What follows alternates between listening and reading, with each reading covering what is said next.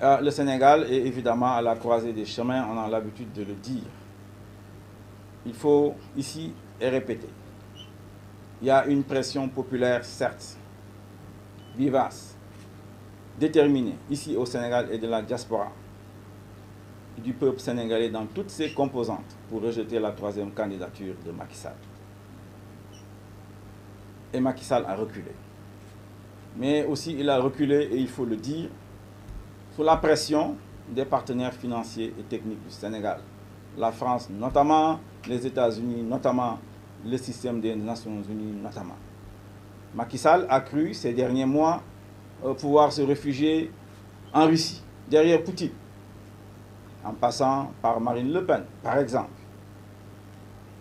En faisant fluctuer la tradition diplomatique du Sénégal depuis l'indépendance, qui avait ses alliés traditionnels, le Maroc, l'Arabie Saoudite, la France et les États-Unis, avaient un Macky Sall. Pourtant, Dieu seul sait comment ces puissances l'ont soutenu en 2012 pour qu'il prenne le pouvoir ici, a tenté l'aventure de Poutine. Évidemment, ça n'a pas réussi. Il a été obligé lui-même d'abdiquer, de renoncer à sa troisième candidature. Je voudrais dire à la communauté internationale qui investit ici au Sénégal, qui nous prête de l'argent, dont une partie d'ailleurs, je l'ai déjà démontré, il y a une partie de la dette qui est odieuse, c'est-à-dire qui n'a eu aucun impact sur l'économie du Sénégal, aucun impact sur ses populations. C'est comme un vase communicant où cette dette traverse le Sénégal et finit dans les paradis fiscaux, Dubaï, Solomon Islands, etc. Et tout cela, évidemment, le système financier mondial le sait très bien. Ce système a également investi au Sénégal, on le sait, dans les secteurs du pétrole, du gaz et des mines. Je voulais leur dire que le Sénégal est à la croisée des chemins. Que le Sénégal souhaite que ces richesses profitent à ces jeunes et à ces femmes. Que les Sénégalais souhaitent que leur économie puisse créer des emplois ici et maintenant, pour éviter ces flux migratoires catastrophiques, désolants, qu'on constate de temps en temps sur les mers de ce monde. Dire qu'ils ont soutenu à bout de bras, Macky Sall et son régime, et ses ministres des Finances, Amadou Ba notamment, et que cela a conduit à la situation que nous connaissons aujourd'hui. La gouvernance de Macky Sall est aussi une gouvernance familiale.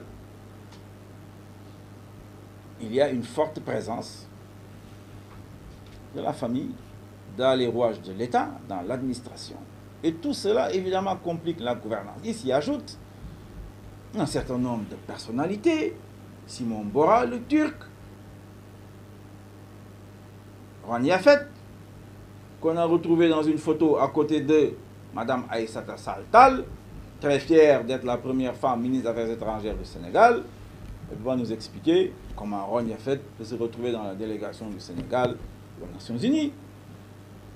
Le même Ron qui est dans l'immobilier, je crois, ici au Sénégal, ou en tout cas dans la construction de l'université Amadou Mokhtar Mbow, ou des pavillons à Cheikh Anta Diop, par exemple.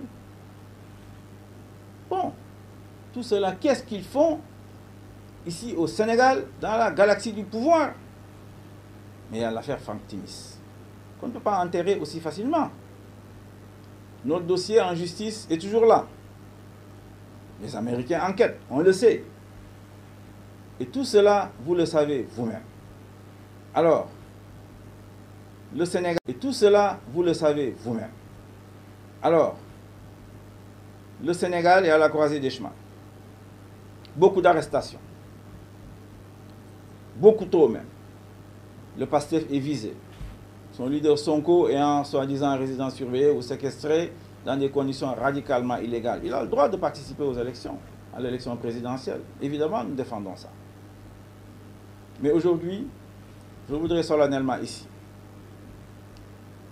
demander pardon au président Alassane Dramane Ouattara de Côte d'Ivoire. Je le fais au nom de l'Assemblée nationale. Je le fais au nom des députés de l'opposition, j'en ai l'autorité morale. Ce que notre collègue, le président du groupe parlementaire, Yewwi Askan Wi, Birame Souleye, lui-même a dit que ses propos ont dépassé sa pensée, et je le crois. Je veux dire ici au président Alassane Dramane Ouattara, président de la Côte d'Ivoire, de bien vouloir pardonner Birame Souleye. Je lui demande solennellement au nom de l'Assemblée nationale, parce que sa place n'est pas en prison. C'est un député consciencieux qui travaille, qui aime son pays, qui aime sa mairie de Thiès. Il est arrivé ce qui est arrivé, lui il le regrette, et tous les députés du Sénégal, je pense, le regrettent, toute la population sénégalaise le regrette. Donc, président Alassane Ouattara, nous vous demandons pardon, nous vous demandons de bien vouloir nous aider à la libération de notre président de groupe parlementaire, Benno Bokk Yakaar. Voilà ce que je tenais à dire aux populations sénégalaises, aux jeunes, aux femmes, à la diaspora, que personne ne soit découragé. Ce pays a toutes les potentialités. La secrétaire d'État américaine au Trésor, Madame Yellen, est venue ici dire ce que nous répétons depuis très longtemps, que l'Afrique est l'enjeu du monde. Que l'Afrique va tracer la trajectoire économique du monde. Elle ne le dit pas pour s'amuser. Elle ne le dit pas pour nous plaire, parce que c'est la première puissance économique mondiale. Elle le dit parce que c'est la réalité. Elle le dit parce que les tendances économiques le montrent. Et cela, nous Sénégalais, parce que c'est ici qu'elle a dit, à Dakar, nous devons en prendre conscience. Nos élites politiques, ceux qui prétendent vouloir diriger le Sénégal, comme disait le président Ahmad Dansokho, ceux qui se mêlent de politique. Parce que la politique est affaire sérieuse. La politique, ce n'est pas du tape-aller. Ce n'est pas une bousculade pour aller vers la prédation des ressources publiques, financières et foncières notamment. Vous vous trompez. La politique, c'est pour tracer la destinée des peuples. C'est pour être utile à son peuple. Et aujourd'hui, il est possible, si nous réformons ce système comme je vous le propose, de mettre effectivement le Sénégal sur cette trajectoire, où en 2040, 2045, le Sénégal, à la tête d'une Afrique de l'Ouest solide, eh bien, va s'asseoir, va pas demander la permission pour s'asseoir au Conseil de sécurité des Nations Unies. Parce qu'à ce moment-là, son économie, sa technologie, sa science, sa jeunesse, ses arts, sa culture, son sport, sa dimension spirituelle et religieuse l'imposeront évidemment. Assalamu alaikum wa rahmatullah.